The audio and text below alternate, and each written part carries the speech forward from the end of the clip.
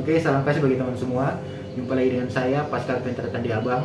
Jadi kali ini kita akan membahas part yang kedua dari histologi dari tulang. Ini part 2 yang sebenarnya saya rencana laksanakan satu hari setelah part yang pertama, tapi karena ada kendala, jadi baru dilaksanakan hampir 2 bulan setelah part yang pertama. Oke.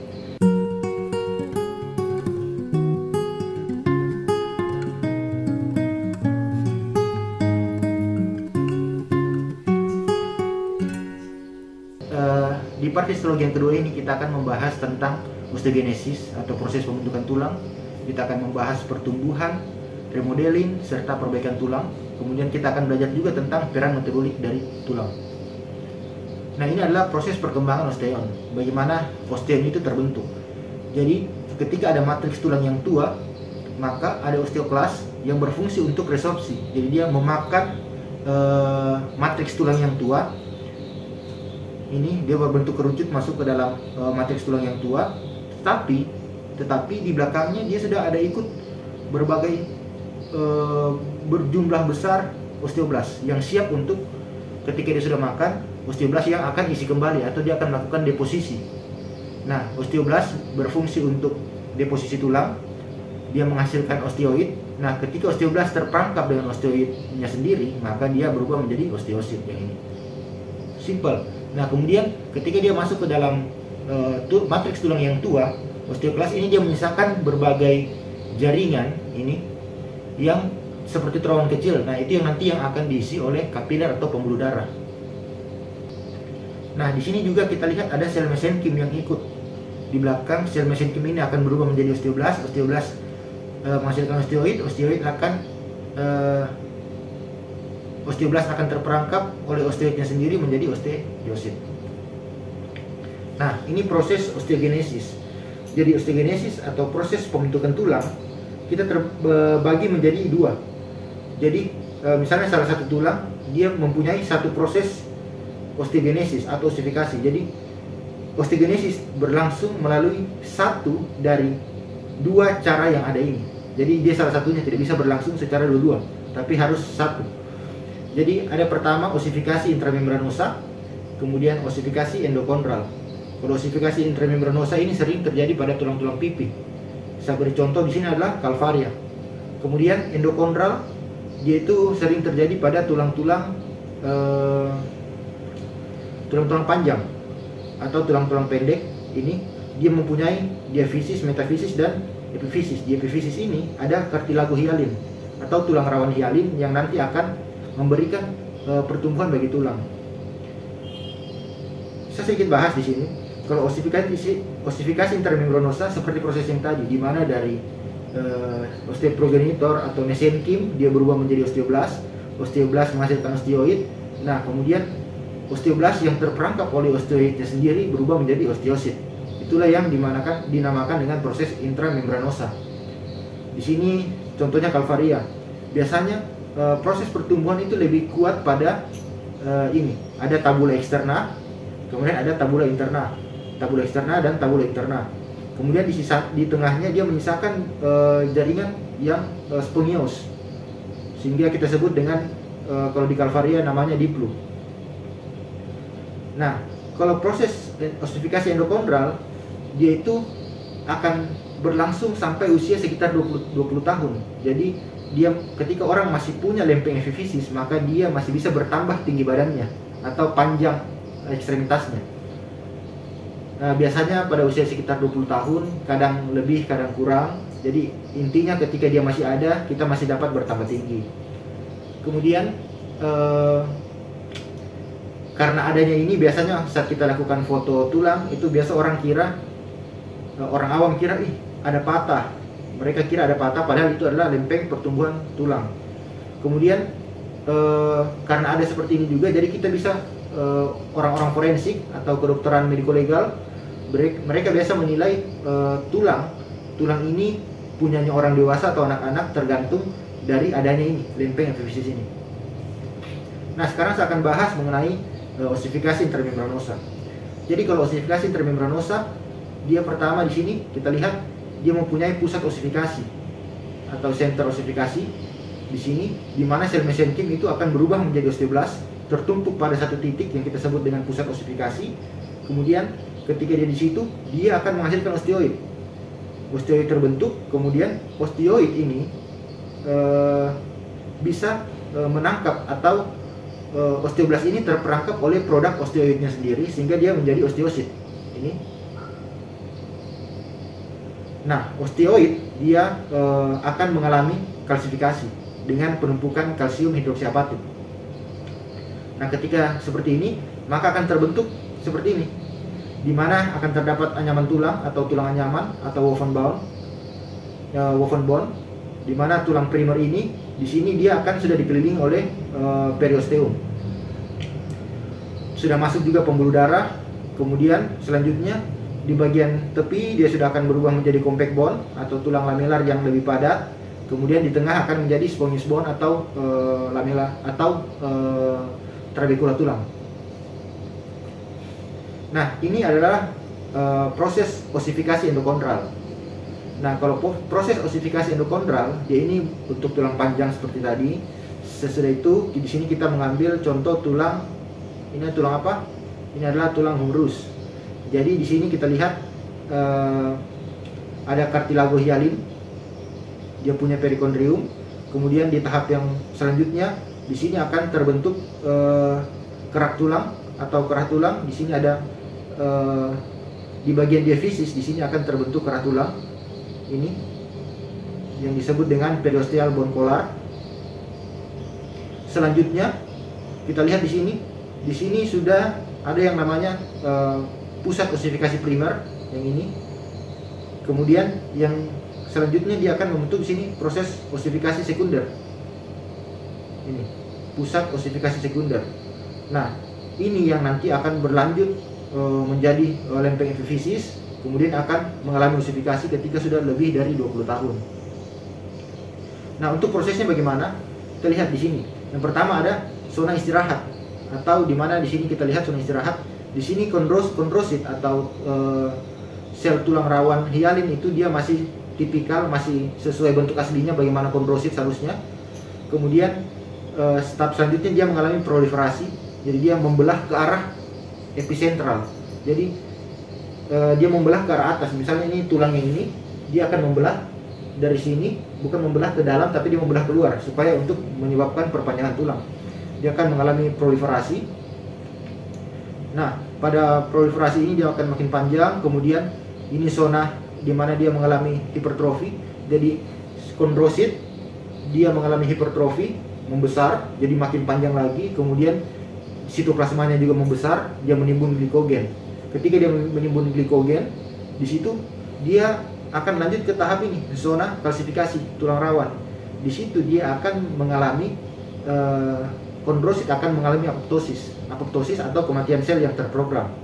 Nah, di situ dia akan mati. Ketika dia mati, mulai akan terjadi penumpukan matriks septa tulang, di mana di situ yang berperan adalah kalsium hidroksiapatit. Dia akan membentuk septa tulang. Nah, pada zona osifikasi, bagian kondrosit tadi atau daerah yang ditinggalkan oleh kondrosit yang mati tadi atau yang mengalami apoptosis itu akan diisi oleh sel-sel osteoprogenitor dari periosteum. Dia memberikan sel osteoprogenitor, kemudian akan berubah menjadi osteoblast. Osteoblast menghasilkan osteoblast yang terperangkap oleh osteoidnya sendiri akan menjadi osteosit, dan proses seperti pertumbuhan tulang biasa akan terus terjadi, sehingga ketika dia sudah habis, orang sudah tidak bisa bertambah tinggi. Oke, mungkin itu saja yang untuk proses osteogenesis. Ada osifikasi intermembranosa dan osifikasi endokondral. Sekarang kita lanjut pada pertumbuhan dan remodeling tulang. Saya berikan gambar seperti ini. Teman-teman tahu apa ini? Ini adalah behel gigi atau orang bilang kawat gigi. Secara medis kita bilang dengan ortodontic brace. Ini tulang mandibula atau dagu di mana gigi tumbuh. Jadi proses pertumbuhan tulang seperti tadi. Bagaimana pertumbuhan dan remodeling tulang itu dia berlangsung secara simultan. Jadi ada osteoklas yang melakukan resorpsi dan osteoblast yang melakukan deposisi. Itu adalah proses pergantian tulang. Jadi kalau dikatakan remodeling adalah proses pergantian tulang yang tua menjadi tulang yang baru kembali. Jadi osteoklas memakan, osteoblast itu akan memberikan matriks yang baru. Ini bisa terjadi pada anak-anak itu dia memiliki kecepatan remodeling yang jauh lebih tinggi. Dia bisa sampai 200 kali lipat lebih cepat daripada orang dewasa. Nah, di sini saya akan beritahu mengenai proses ini. Jadi kalau kita lihat sebenarnya tulang itu merupakan suatu hal yang keras, merupakan suatu struktur yang keras, tapi dia bisa dinamis pertumbuhannya karena ada proses remodeling ini. Jadi ketika orang pasang kawat gigi, dia akan berusaha menarik ke satu titik, misalnya titik ke tengah, supaya misalnya giginya berjarak, kemudian diaturkan sehingga nanti dia akan bergerak dari satu sisi ke sisi yang lain, di mana sisi misalnya seperti ini ada yang rongga yang kosong, tapi ketika ditarik maka daerah sini yang akan kosong itu di sini menjadi lemah, di sini menjadi lemah, kemudian menyatu. Ketika dia menyatu, di situ ada proses remodeling tulang, di mana osteoklas akan meresorpsi, kemudian ini mendekat, kemudian dilakukan deposisi kembali, sehingga dilakukan dalam bertahap atau beberapa waktu, sehingga dia bisa menyatu. Ini menunjukkan bahwa gigi yang sebenarnya dia akan tersusun atas tulang, dia itu bisa menyatu karena ada proses remodeling tulang. Sudah itu, orthodontic brace ini atau kawat gigi ini baiknya dipasang pada anak-anak, karena pada anak-anak proses remodeling jauh lebih cepat, sehingga proses kembalinya gigi itu jauh lebih baik. Nah, di sini saya akan bahas mengenai perbaikan tulang. Nah, perbaikan tulang di sini ketika terjadi tulang yang patah, maka pembuluh darah di situ, matriks tulang situ akan rusak, kemudian pembuluh darah pecah menghasilkan hematom. Ini adalah tahap hematom. Kemudian ketika tahap hematom ini terjadi, maka di sini ada progenitor sel yang akan mengisi kembali sel-sel di situ. Kemudian hematom ini akan diangkut oleh makrofag dari pembuluh darah, sehingga berlanjut ke tahap ini. Tahap biasa kita bilang dengan tahap regenerasi atau tahap inflamasi. Biasanya dia mengalami pembentukan kalus, di situ sudah mulai regenerasi yang baru. Di sini sudah tahap soft kalus. Kemudian dari tahap soft kalus dia sudah terbentuk woven bone. Ini woven bone, kita bilang yang namanya dia sebagai hard kalus. Kemudian selanjutnya dia berubah menjadi tulang yang seutuhnya karena dia sudah mengalami remodeling. Jadi tahap itu ada hematom, proliferasi atau soft kalus, kemudian hard kalus, dan remodeling. Nah, ini saya akan berikan gambaran bagaimana seorang anak-anak yang mengalami patah dengan orang dewasa yang mengalami patah. Anak-anak memiliki kekuatan remodeling 200 kali lipat lebih baik daripada orang dewasa. Kita lihat seperti ini. Ini tanpa ada tindakan. Ketika patah tulangnya, ini bergeser, patah dengan displace, dia bisa menyatu seperti ini, kemudian menyatu hampir lurus atau hampir kembali ke bentuk semula tanpa ada tindakan. Itu karena proses remodeling yang sangat baik pada anak-anak. Sedangkan pada orang dewasa, ketika dia patah seperti ini, nyambungnya juga akan seperti ini, dia tidak nyatu kembali seperti ini. Ini karena proses remodeling yang baik pada anak, sedangkan orang dewasa dia lebih lambat. Sehingga pada orang dewasa baiknya kita lakukan pemasangan pen. Oke, sekarang kita lanjut di peran metabolik tulang. Nah, kalau kita belajar tentang peran metabolik tulang, pastinya kita belajar tentang kalsium. Nah, kalsium di dalam tubuh ada 100%, 99% disimpan dalam tulang dan gigi, 1% beredar di pembuluh darah. Memberikan apa? Kalsium pada pembuluh darah, dia berperan untuk ketahanan membran, dia berperan untuk kontraksi otot, dia berperan untuk pertukaran ion. Sangat banyak fungsi kalsium di dalam tubuh.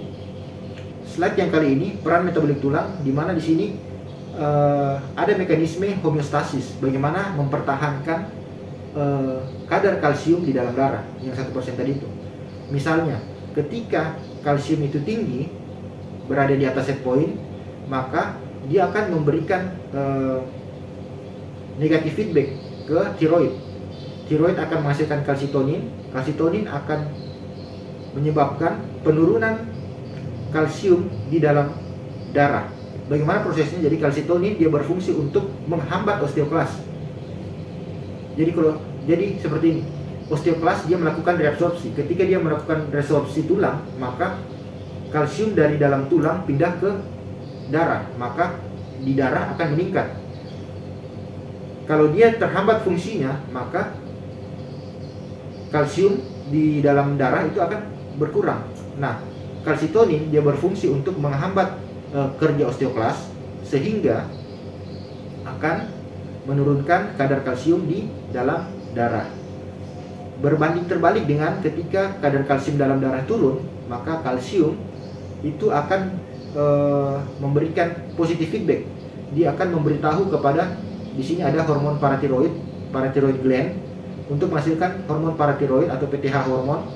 PTH ini nanti yang akan berfungsi kepada osteoklas. Dia memberikan info kepada osteoklas bahwa osteoklas harus meningkatkan kerjanya, resepsinya, supaya kalsium dari tulang pindah ke dalam pembuluh darah atau ke dalam peredaran darah, sehingga kalsium kembali dalam keseimbangannya.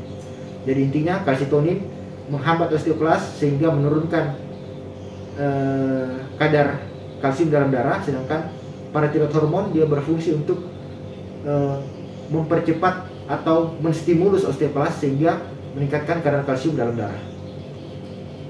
Oke, mungkin itu saja pembahasan kita pada kali ini. Jika teman-teman ada pertanyaan, silakan ketik pada kolom komentar. Terima kasih.